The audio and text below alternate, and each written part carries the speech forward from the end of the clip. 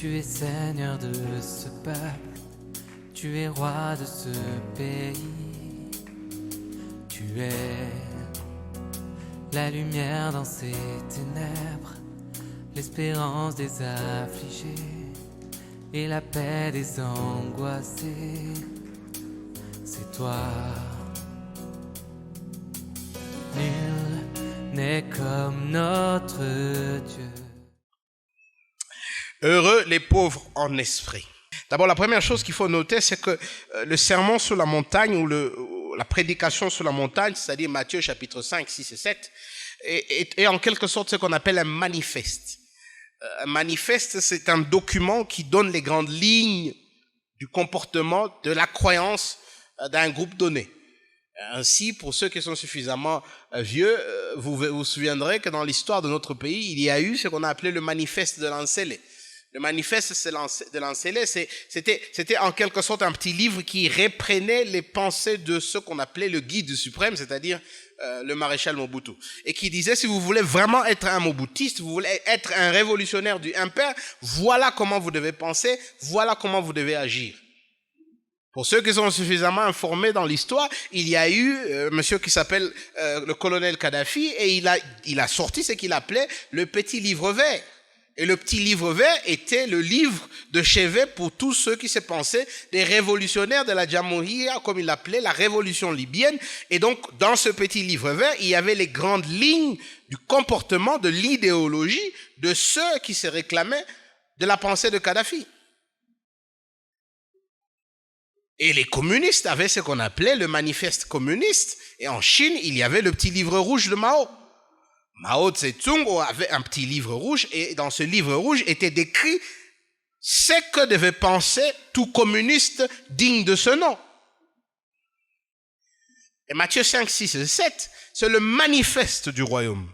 C'est le manifeste de ceux qui se disent les enfants de Dieu. Ceux qui sont sauvés par la grâce. Qu'est-ce qu'ils doivent penser? À quoi est-ce qu'ils doivent ressembler? Et vous vous souviendrez quelque part dans le Nouveau Testament, Jésus parle des faux enseignants et il dit, vous le connaîtrez par leurs œuvres. C'est aussi bon dans le sens négatif, c'est-à-dire les faux enseignants, on les connaît par ce qu'ils font, mais les vrais enseignants, ou du moins ceux qui appartiennent au royaume, on les connaît aussi par leurs fruits. Et quand vous lisez Matthieu 5, 6 et 7, vous vous rendez compte que pratiquement c'est la description des fils et filles du royaume, de ceux qui font partie du royaume. À quoi est-ce qu'ils ressemblent?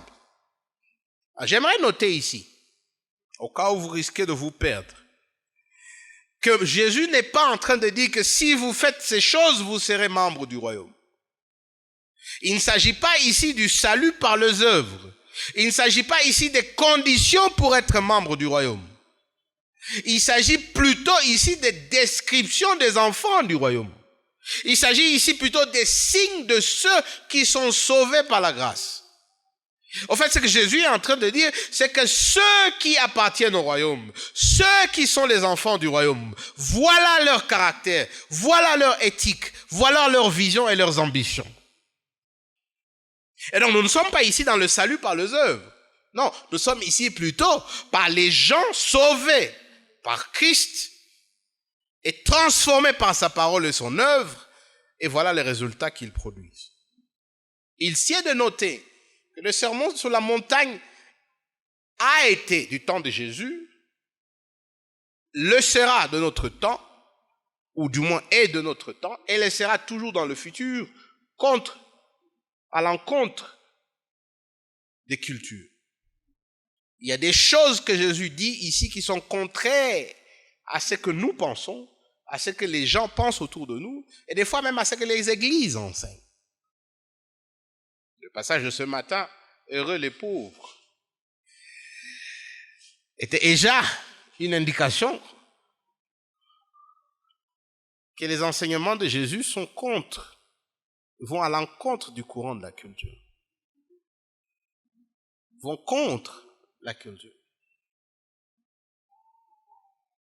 Moi, j'ai déjà entendu plusieurs fois, et peut-être vous l'avez aussi, que ceux qui sont pauvres, ce sont des sorciers. Il ne faut pas fréquenter les pauvres parce que ce sont des sorciers. Et Jésus il dit ici, heureux les pauvres. On en parlera. Le mot heureux, il veut dire les pauvres ont la faveur de Dieu. Évidemment, il décrit les pauvres. Plus tard, il dira, vous avez entendu que vous devez maudire vos ennemis, moi je vous le dis. Priez pour eux. Même pour ceux qui vous persécutent. Bénissez vos ennemis. Ça va à l'encontre.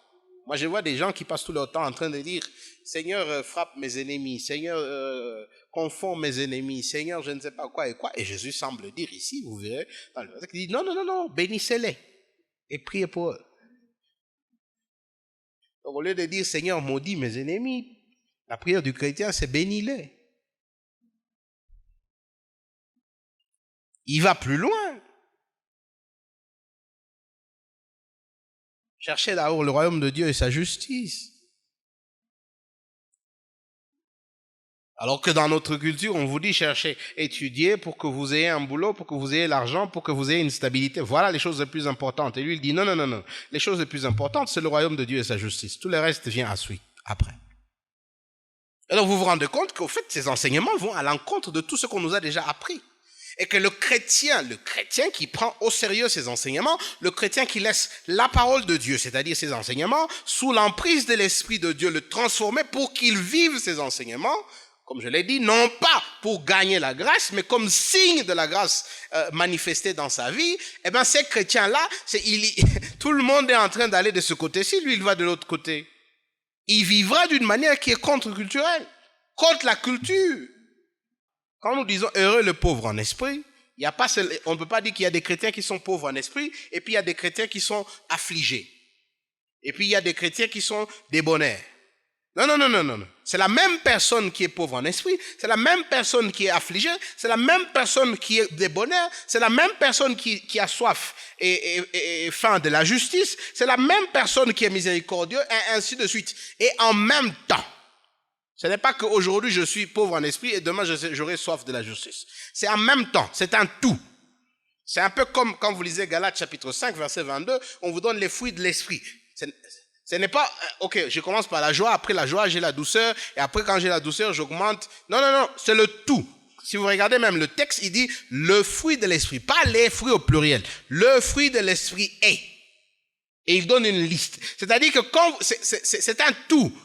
Vous ne pouvez pas avoir la douceur sans la joie, sans la patience, sans l'humilité. Les tout, vous les avez ensemble parce que quand vous avez l'Esprit de Dieu, il vous amène le tout. C'est la même chose ici. Quand vous êtes un enfant du royaume, quand vous êtes une fille du royaume, vous avez c'est tout ensemble.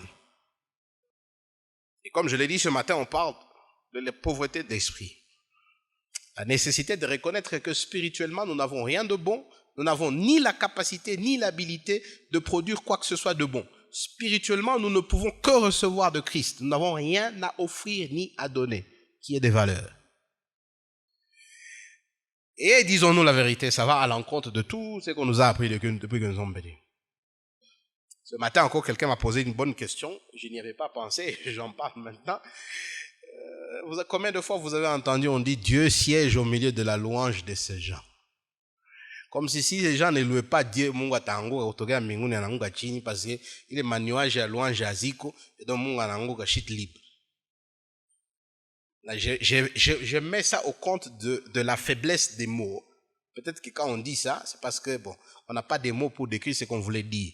Mais la vérité, c'est que vous le louez ou que vous ne le louez pas, Dieu reste Dieu.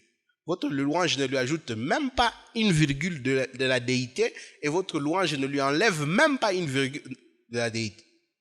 Dieu est Dieu que vous le louez ou pas.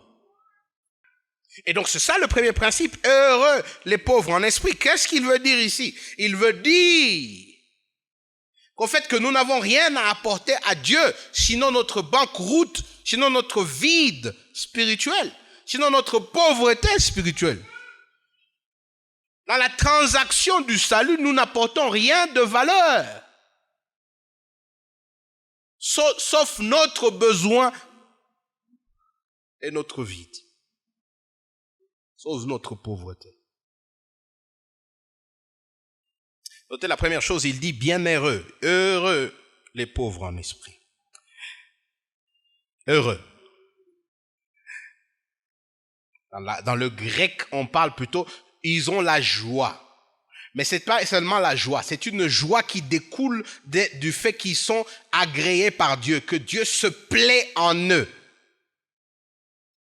Donc ce n'est pas seulement une joie que Mila Fura Yapana. Il dit, vous êtes heureux à cause du fait que Dieu vous accepte, que Dieu vous agrée. Votre joie découle de l'approbation de Dieu. Et Dieu vous approuve pourquoi? Parce que vous êtes pauvre en esprit. J'aime la précision pauvre en esprit parce qu'il y a des pauvres physiquement qui sont aussi pauvres en esprit et qui sont agréés par Dieu. Il y a des riches matériellement qui sont pauvres en esprit et qui sont agréés par Dieu. Il y a des pauvres matériellement qui ne sont pas pauvres en esprit et qui ne sont pas agréés par Dieu. Et il y a des riches matériellement qui ne sont pas pauvres en esprit et qui ne sont pas agréés par Dieu. Donc il ne parle pas ici du matériel, il parle ici de l'attitude de nos âmes et de nos cœurs. Et donc c'est possible que vous ayez $0 dans votre poche, mais que vous soyez orgueilleux entre guillemets spirituellement et vous n'êtes pas agréé par Dieu. Il y a des gens qui pensent que c'est le salut par la pauvreté. Que plus vous êtes pauvre, plus vous êtes aimé par Dieu. Non. On parle ici de pauvreté spirituelle. Que vous pouvez être pauvre et aller en enfer. Vous pouvez rater cette vie et la vie à venir. Moi, j'aime toujours le dire, double supplice, hein? C'est terrible. Mais c'est vrai. Vous savez, quand j'étais un peu plus jeune, je pensais que les pauvres étaient plus réceptifs au message de l'évangile. Mais je me suis rendu compte qu'au fait, les pauvres et les riches, c'est presque la même chose. C'est juste les deux côtés d'une pièce de monnaie. Les riches ont l'argent et ils pensent que leur argent, c'est ce qui leur suffit. Et les pauvres, malheureusement, font de l'argent leur Dieu. C'est-à-dire, ils disent que ça n'a pas de franc, non t'as quoi montre. Et les deux, c'est la même chose. Au fait, les deux réunissent Dieu de la même façon. Et à la fin, je me suis rendu compte que c'est la même chose. Donc, vous pouvez être pauvre et ne pas avoir le salut. Et vous pouvez être riche et ne pas aussi avoir le salut. Pour les mêmes raisons. Les pauvres en esprit. Qu'est-ce que ça veut dire d'être pauvre en esprit? C'est de reconnaître sa banqueroute spirituelle. C'est de reconnaître son incapacité et son inhabilité à plaire à Dieu. C'est de reconnaître qu'on n'a rien de bon à offrir à Dieu. Et on a tout à recevoir de lui. C'est ça, être pauvre en esprit. C'est comme ça que dans 2 Corinthiens, chapitre 8, verset 9, Paul dit que vous étiez pauvres spirituellement. Christ, de sa richesse, vous a rendu riche et lui, il est devenu pauvre spirituellement. En fait, sur la croix, il y a une transaction qui se passe.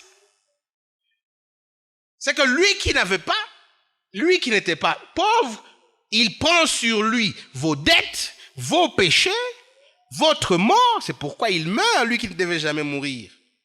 Et en retour, il vous retourne la vie et la richesse. De façon à ce que quand vous vous présentez devant Dieu, vous ne vous présentez pas avec votre propre compte en banque, vous vous présentez avec le compte en banque de Jésus, puisque dans le vôtre, il n'y a rien. J'ai déjà posé cette question plusieurs fois si vous avez été ici, mais c'est une question qui vaut la peine d'être posée. Si vous mouriez aujourd'hui et que vous vous retrouvez à la porte du ciel, comme vous êtes entré ici, vous avez trouvé fidèle là-bas, et on vous demande pourquoi ne quoi tu pourquoi je vous laisse entrer au ciel, vous allez dire quoi? Ah non, ni quoi, mon kanisa ça ni kufaka. Ni quoi naimba louange adoration ça ni pataka AVC. Ah, j'avais ma Bible sous mon oreille, ça ni là comme ça. Bien. Vous vous retrouvez sur la porte du ciel et on vous demande pourquoi je dois vous laisser entrer. Vous dites quoi? Tout ce que vous allez dire là-bas, c'est ça ce que vous êtes en train de considérer comme votre richesse. Et si cette richesse n'est pas Jésus, eh bien c'est une monnaie qui ne vaut pas. Comment est-ce que vous savez, je sais encore, comment est-ce que vous savez que vous êtes de ceux qui pensent qu'ils sont riches spirituellement alors que nous sommes pauvres spirituellement? Eh bien, quand les choses ne marchent pas, tu as prié, tu es allé dans tes affaires, ça ne marche pas. Qu'est-ce qui ressort de ton cœur? Qu'est-ce que tu dis? Mungu ni kufani.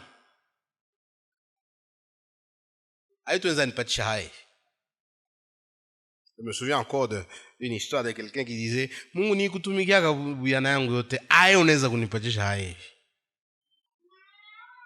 Parce que quelque part on pense qu'il y a des choses qu'on apporte à Dieu et en retour Dieu doit nous payer. Eh bien, la Bible dit, heureux le pauvre en esprit. Parce que si vous n'êtes pas pauvre en esprit, vous n'aurez pas le royaume de Dieu, vous n'aurez pas le salut, vous n'aurez pas accès à Dieu. C'est comme ça. Aussi longtemps que vous avez encore des richesses que vous voulez apporter à Dieu, eh bien, sachez que vous n'avez même pas encore débuté le processus du salut.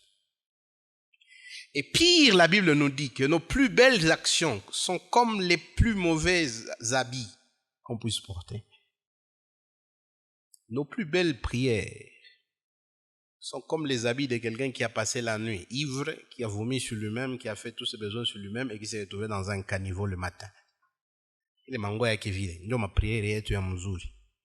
Nos plus belles actions et prières aux yeux de Dieu en dehors de Christ.